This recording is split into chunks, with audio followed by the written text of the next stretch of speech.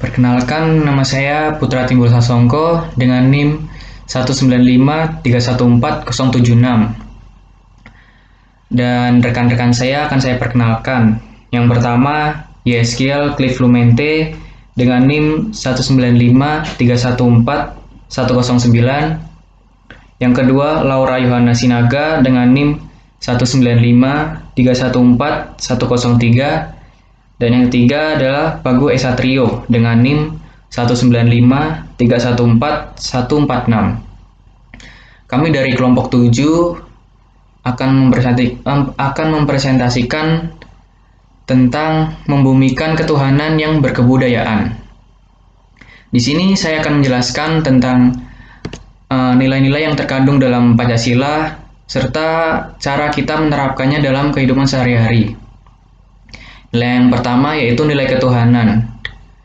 Pelaksanaan nilai ketuhanan dalam kehidupan sehari-hari yaitu percaya dan takwa terhadap Tuhan sesuai dengan kepercayaan kita, lalu menghormati dan menghargai antar agama, lalu kepercayaan yang berbeda bukan halangan untuk membina kerukunan, lalu saling bertoleransi antar umat beragama, dan tidak memaksakan orang lain untuk menganut kepercayaan kita. Nilai yang kedua yaitu nilai kemanusiaan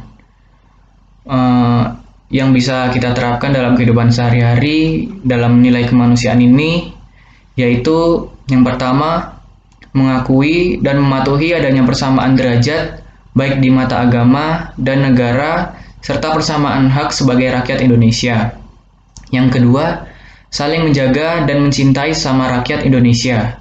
Dan yang ketiga, mengembangkan sikap tenggang rasa. Nilai yang ketiga yaitu nilai persatuan. Pelaksanaan nilai persatuan dalam kehidupan sehari-hari yaitu kita bisa rela berkorban untuk kepentingan bangsa dan negara, lalu mencintai tanah air dan bangsa, lalu selalu memprioritaskan persatuan dan kesatuan dalam kehidupan untuk berbangsa di atas kepentingan setiap golongan, lalu menghindari adanya sikap egoisme, dan tetap menjaga kebersamaan bangsa. Lalu nilai yang keempat yaitu nilai kerakyatan. Pelaksanaan nilai kerakyatan dalam kehidupan sehari-hari yang pertama, mengutamakan segalanya atas kepentingan bersama. Yang kedua, tidak memaksa kehendak diri pada orang lain yang dapat menyebabkan perpecahan. Yang ketiga, mengutamakan musyawarah dalam pengambilan keputusan untuk kepentingan bersama. Dan yang terakhir, keputusan musyawarah harus dapat dipertanggungjawabkan. Nilai yang kelima yaitu nilai keadilan. Pelaksanaan nilai keadilan di kehidupan sehari-hari yaitu kita bisa saling membantu dan bergotong royong, lalu menjaga keseimbangan antara kewajiban dan hak, lalu menghormati orang lain, dan tidak mementingkan kepribadian pribadi yang dapat merugikan orang lain. Sekian dari yang saya presentasikan. Yang selanjutnya akan dilanjutkan oleh rekan saya. Terima kasih. Yang selanjutnya adalah konsep nilai ketuhanan dalam Pancasila. Seperti yang kita ketahui pada hakikatnya, sila pertama yang tertuang dalam Pancasila itu berbunyi ketuhanan yang Maha Esa. Sila ini menegaskan bahwa kita selaku warga negara Indonesia, kita mengakui akan adanya keberadaan Tuhan yang Maha Esa. Oleh karena itu, sebagai warga negara Indonesia, hendaknya kita menyembah Tuhan yang kita yakini keberadaannya, dan kita melakukan aktivitas keagamaan yang kita yakini. Sebab negara Indonesia adalah negara yang memberikan kebebasan kepada warga negaranya untuk memeluk suatu agama. Oleh karena itu, hendaknya kita hidup saling menghormati dan toleransi, sehingga kerukunan antara umat beragama Indonesia tetap terjalin dengan baik. Teman-teman, sila ini menekankan adanya nilai fundamen etis religius dari negara Indonesia yang bersumber dari prinsip ketuhanan yang diajarkan oleh berbagai agama dan kepercayaan yang sudah ada, sekaligus merupakan pengakuan akan adanya kepercayaan terhadap Tuhan yang Maha Esa. di tanah air Indonesia dengan adanya kalimat atas berkat rahmat Allah yang Maha Kuasa. Dalam pembukaan Undang-Undang Dasar 1945 membuka mata kita bahwa sejatinya konsep ketuhanan telah dirumuskan oleh pendiri bangsa kita sejak zaman dahulu.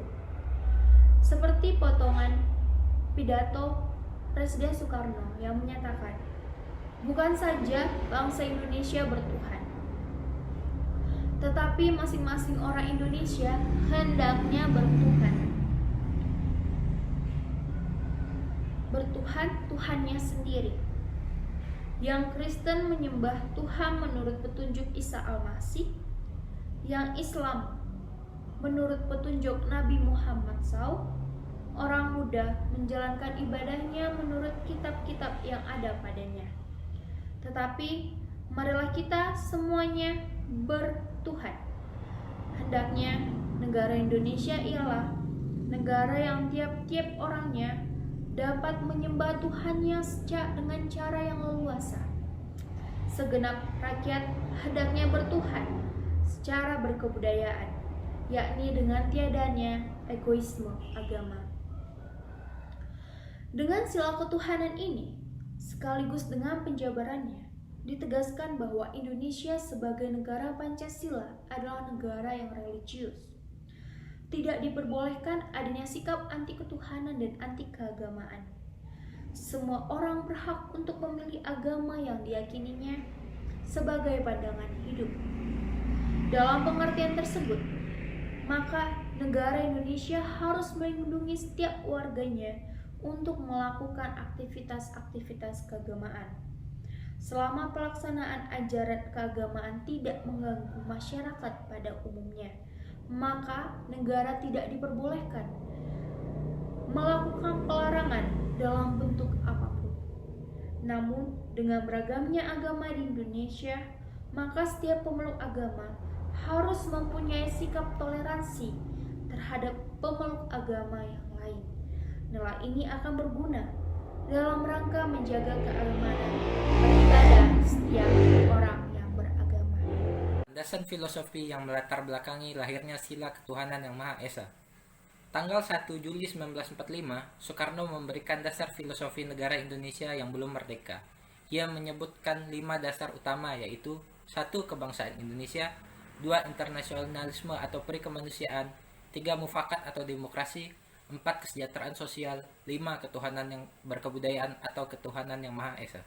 Juni 1945 dirumuskan kembali menjadi 1. Ketuhanan dan kewajiban menjalankan syariat Islam bagi para pemeluknya, 2. Kemanusiaan yang adil dan beradab, 3. Persatuan Indonesia, 4. Kerakyatan yang dipimpin oleh hikmah kebijaksanaan dan dalam permusyawaratan perwakilan, dan keadilan sosial bagi seluruh rakyat Indonesia. Muhammad Yamin kemudian menanamkan rumusan baru itu ke dalam Piagam Jakarta. Dalam sidangnya sehari setelah proklamasi 18 Agustus 1945, PPKI memutuskan menghapus 7 kata dalam Piagam Jakarta tersebut, yaitu mengganti rumusannya dengan berdasarkan pada ketuhanan dengan kewajiban menjalankan syariat Islam bagi pemeluknya menjadi dengan berdasarkan kepada ketuhanan yang Maha Esa. Pada sidang itu, PPKI sekaligus meresmikan Undang-Undang Dasar 1945 yang menggunakannya sebagai pembukaan untuk memuat rumusan resmi Pancasila yang telah diperbarui. Hari lahir Pancasila ditandai dengan pidato Insinyur Soekarno pada tanggal 1 Juni 1945 yang membahas rumusan dasar negara. Saat-saat itu terjadi debat yang sangat hangat, dinamis, maju, dan konstruktif di antara para pendiri bangsa. Menurut Delernur, saat itu para pendiri bangsa terbelah menjadi 2 kubu, kubu nasionalis sekuler dan nasionalis Islam. Yang menarik dari rumusan dasar negara yang diajukan oleh Bung Karno adalah bahwa prinsip ketuhanan yang ia ajukan sebenarnya ditempatkan pada posisi kelima atau terakhir. Memang Soekarno menyatakan bahwa urutan prinsip-prinsip bernegara yang ia ajukan tidak bermakna apa-apa. Mungkin itu yang menyebabkan dengan mudahnya prinsip ketuhanan yang ia ajukan kemudian dipindahkan ke posisi pertama. Namun begitu, penting untuk mengetahui bahwa Soekarno juga mengusulkan redaksi yang berbeda dengan kita baca sekarang mengenai sila ketuhanan itu. Yang diusulkan oleh Soekarno adalah ketuhanan yang berkebudayaan, ketuhanan yang berbudi, berkerti luhur, ketuhanan yang menghormati satu sama lain. Fakta-fakta ini menunjukkan bahwa sebenarnya terselip pesimisme dari Soekarno sendiri jika negara yang akan dibentuk itu terlalu kental dengan nuansa agama. Tanggal 18 Agustus 1945, Panitia Persiapan Kemerdekaan Indonesia atau PPKI menyetujui naskah Piagam Jakarta kecuali 7 kata. Dalam rumusan sila pertama yang berbunyi, dengan kewajiban menjalankan syariat Islam bagi pemeluk-pemeluknya, 7 kata dihapus dan sila pertama menjadi ketuhanan yang Maha Esa. Dengan dicantumkannya prinsip ketuhanan pada sila pertama, dengan rendah hati, Muhammad Hatta menyatakan bahwa hal itu sangat baik karena memberi landasan moral bagi negara. Tapi bukan berarti kata Hatta negara kita adalah negara agama. Ketuhanan yang Maha Esa adalah hasil kompromi pendiri bangsa. Tentu kita masih terus berharap perwujudan ketuhanan yang berkebudayaan. Seperti yang dicita-citakan Bung Karno, kita masih terus berharap prinsip ketuhanan yang mendorong kehidupan harmonis dan saling menghormati, bukan sebaliknya. Baik, saya akan menjelaskan tentang ketuhanan yang berkebudayaan. Ketuhanan yang berkebudayaan ialah sebagaimana manusia tetap memiliki agama, tetapi tidak meninggalkan kebudayaan yang sudah ada dari zaman dahulu. Seperti halnya contohnya upacara adat kesultanan, tetapi tidak meninggalkan keislamannya. Hal-hal mistik di dalam kerajaan atau kesultanan tersebut itu merupakan budaya yang sudah mengakar dari dan bahkan sebelum masuknya agama. Contohnya kerajaan Ternate. Di sana terdapat pusaka dan adat yang sudah sejak didirikan. Pusaka tersebut ialah mahkota kerajaan. Pada bagian atas hingga belakang mahkota tersebut ditumbuhi rumput atau bulu yang tiap tahunnya konon dapat tumbuh memanjang dengan sendirinya. Fenomena ini sempat diteliti oleh beberapa pihak, namun baru sampai pada tataran menjelaskan jenis rambut ini bukan berasal dari manusia ataupun binatang. Untuk memotong rambut yang ada di mahkota Sultan Ternate tersebut, dilakukan upacara adat yang biasanya dilaksanakan menjelang Juli Idul Adha bersama pencucian benda pusaka lainnya. Mahkota ini dipakai oleh Sultan pada ritual atau acara adat tertentu. Kata ketuhanan yang berkebudayaan sebagaimana tersebut adalah ungkapan Soekarno dalam mendefinisikan prinsip ketuhanan dalam Pancasila. Ungkapan sederhana yang memiliki kandungan filosofi dan dampak etis yang dalam. Pendefinisian ketuhanan yang berkebudayaan memiliki dua ranah sekaligus. Satu, sisi ranah ketuhanan dan sisi ranah kebudayaan. Oleh karena itu, ketuhanan yang berkebudayaan bisa dibaca dari perspektif kajian ketuhanan maupun kajian kebudayaan. Istilah kebudayaan dalam ungkapan Soekarno adalah kebudayaan dalam arti filosofis. Soekarno berbicara soal filsafat kebudayaan, yakni hakikat kebudayaan yang ada dalam, sebelum, dan selama kebudayaan dipraktikkan manusia. Yang maksud dengan kebudayaan oleh Soekarno tentulah keempat sila Pancasila di bawah sila ketuhanan yang Maha Esa. Soekarno menyatakan bahwa ketuhanan yang berkebudayaan adalah satu sari pati Pancasila, pengalaman sila ketuhanan haruslah melalui keempat sila di bawahnya, melalui sila kemanusiaan, persatuan dalam kemajemukan, kedaulatan rakyat, dan keadilan sosial. Keyakinan dan praktik ketuhanan kaum beragama haruslah dipraksiskan dalam kerja kemanusiaan menuju keadilan sosial. Keyakinan dan praktik ketuhanan yang bertentangan dengan prinsip ini secara otomatis bertentangan dengan prinsip dasar hidup bersama di bumi Indonesia. Dengan demikian, ketuhanan Pancasila bukanlah agama, sehingga tidak boleh ada agama tertentu yang mendikte Pancasila. Penghindaran intervensi agama tertentu dalam Pancasila ini telah dilakukan melalui penghapusan tujuan kata dalam sila pertama Piagam Jakarta yang berbunyi kewajiban menjalankan syariat Islam bagi para pemeluknya. Dengan penghapusan 7 kata tersebut, ketuhanan dalam Pancasila dibebaskan dari bias agama tertentu demi menghindari hegemoni satu agama atas republik ini. Penghapusan tujuan kata tersebut juga mencerminkan penghindaran RI sebagai negara agama, karena yang dimaksud ketuhanan dalam sila pertama adalah Tuhan semua agama dan semua umat manusia.